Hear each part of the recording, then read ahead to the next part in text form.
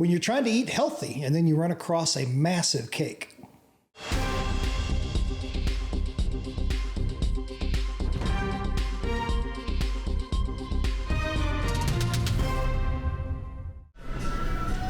Hey everyone, it's Patrick from Oakland Travel. You're in the Windjammer on the Serenade of the Seas, June of 2023. A little short 4-night cruise out of Tampa, Florida. And earlier in the day, we were in Key West, Florida, doing a little walking around, a little golf cart driving. And it is time for dinner on the Serenade of the Seas. We had dinner at Sloppy Joe's, as I mentioned in the previous vlog episode, so we weren't too hungry. But walking through here, seeing all this food, it was kind of like, all right, I got to get a little something. I might have had a couple of slices of pizza after I put the camera down, but I don't remember exactly. But I know one thing, when we were trying to eat well, it's on a cruise, right? You're supposed to have fun. Sometimes you sort of temper that with like, well, I'm only going to have one dessert instead of two or this or that, whatever, right? So we're in here walking around, checking this out, have a little pizza or whatever it was we had afterwards. And we're getting ready to leave to go, do whatever else that evening. And you're going to see here in a second that we come across a massive cake. And I mean, this thing, you'll see in the video here, this thing is like, 4 inches tall.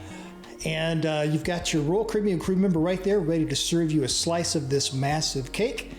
And of course, it's kind of like, well, how am I going to walk past this cake right here that you see and not have a slice? And so, as I mentioned in the intro, you're trying to be good on the cruise and you're trying to eat well, and then you've got this mega cake going on here.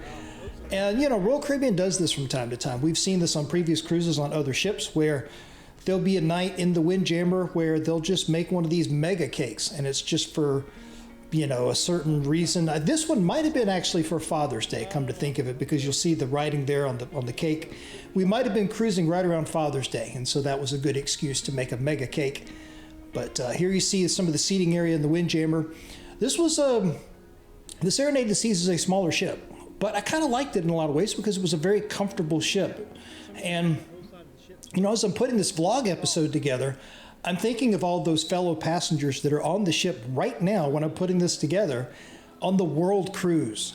Can you imagine spending 9 months on this ship, on this exact Serenade of the Seas with this layout, that Windjammer as one of your main options for dinner, lunch, breakfast, whatever, for 9 months?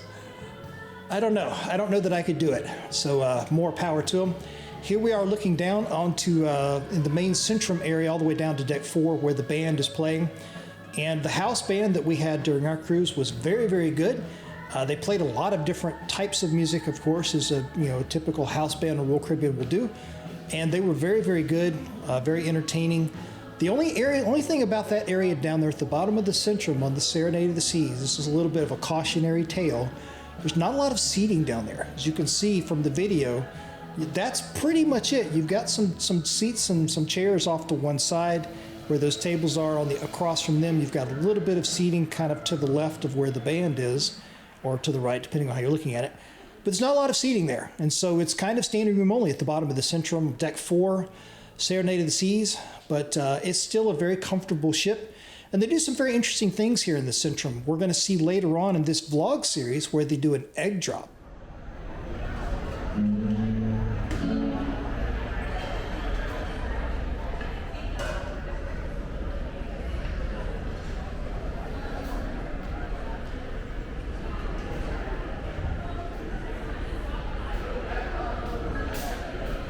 I wonder if they ever use this screen for anything.